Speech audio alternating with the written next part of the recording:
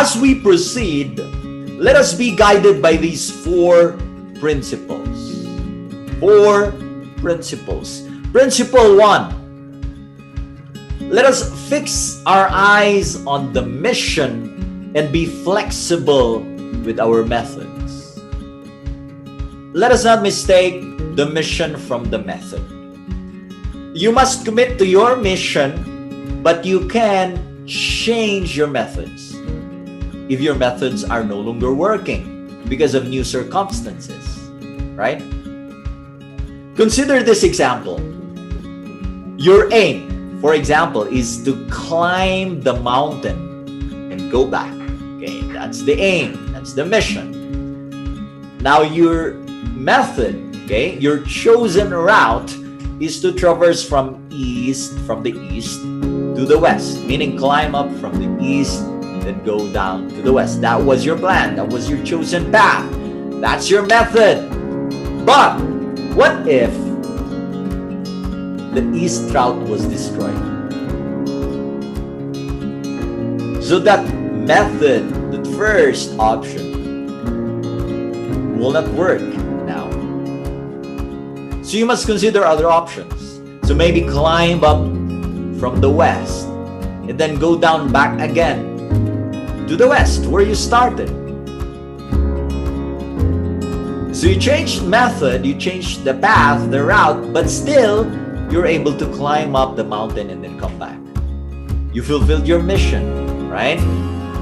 So my question is, do you need to change your methods as you stay committed to your mission? That's the first principle. Principle 2. Establish the relationship first, then the rules. We go back to the framework earlier, emphasizing the foundational role of purpose and people. The mission, okay, the purpose is covered in principle 1. In principle 2, here comes now the people in the relationship part. We must establish the relationship first before we even start talking about rules. When trust is there, because the relationship is built, is established, okay, so trust is there, we can expect that the rules will be followed. But where trust is absent, rules might be followed only when the officers are present. Much worse, rules would be ignored. So the question is, do we trust our people?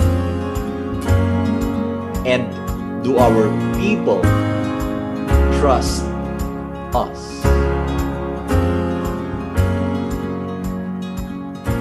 Principle number 3. Develop teams and tools, but teams must come first. Tools are terrific, yes. We must develop them, yes. But develop your people first. The systems you have will be useless if the users are not equipped. And their technical skills will be dangerous if their character and values are not honed or aligned to yours or to the founder's mission.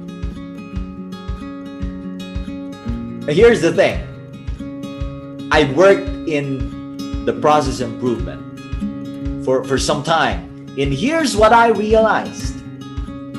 Process improvement is useless without people improvement.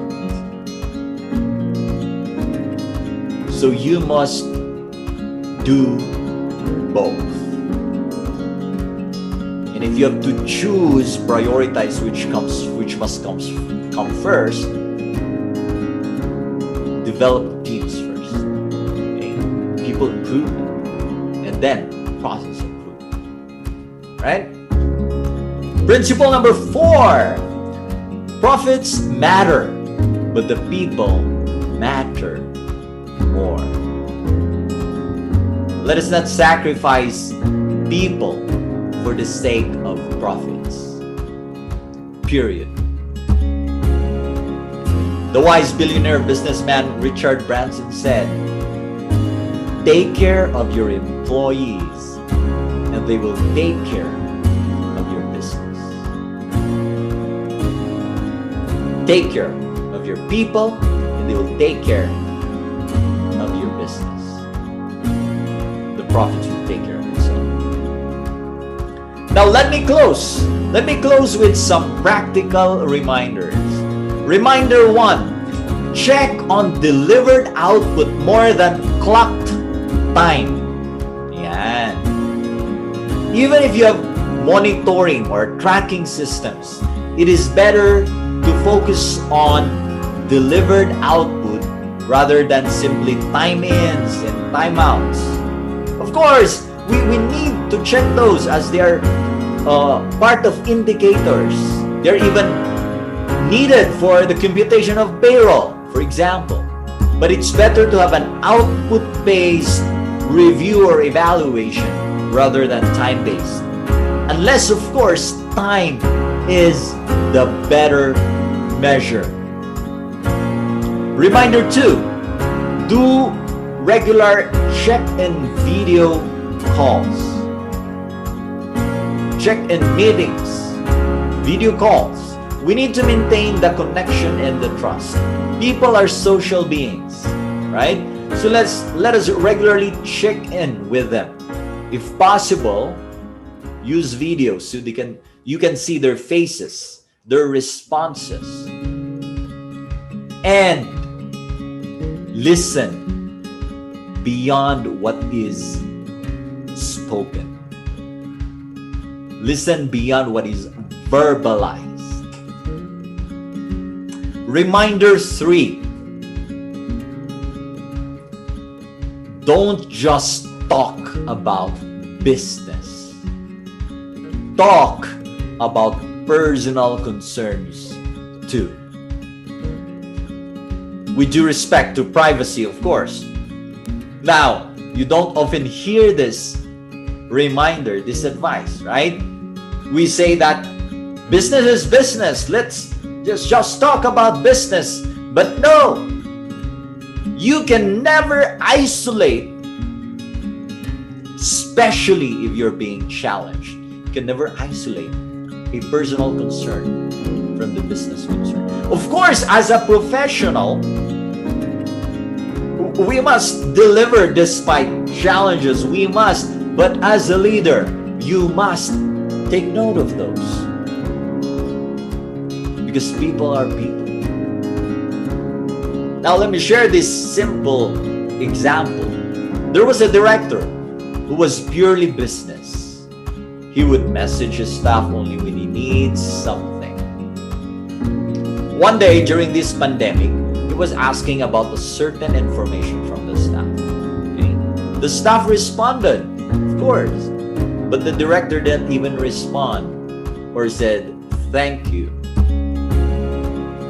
He did not even ask how the staff is doing. The next day, he asked another question. The staff responded. But again, the director didn't even respond, did not even say thank you or anything. Ganun ba siya ka-busy? Was he that busy that he simply needed an answer and didn't even bother to say thank you? Or even ask how the staff is doing? Or even just a simple acknowledgement of the message, like got it or okay. What do you think did the staff feel? What do you think will the staff do moving forward? What will you do if you were the staff in that situation?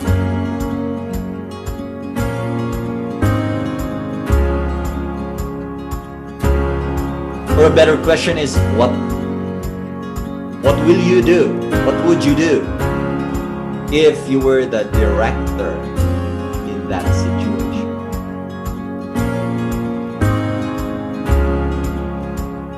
Again, take note of these 3 practical reminders. Reminder 1, check on the delivered output more than the clock time. Reminder 2, do regular check-in video calls. Reminder 3, don't just talk about business. Talk about personal concerns too, with due respect to privacy, of course. Always keep in mind the 4 principles. Principle 1, fix your eyes on the mission and be flexible with your methods. Principle 2, establish relationship first and then the rules. Principle 3, develop teams and tools, but teams must come first. And principle number 4, profits matter, but people matter more. So friends, let's clear the clouded course. Let's face this crisis with faith. We remember Jesus because he faced death with faith and then he rose again. He has overcome. We know Martin Luther King because he did not back down from the fight. He fought peacefully with his leadership and communication skills. A baby is born because the baby and the mother did not give up, even how painful and difficult it is. That is similar to facing crisis with faith. So now, therefore, let us take command of our responses. Let us learn to lead in times of crisis.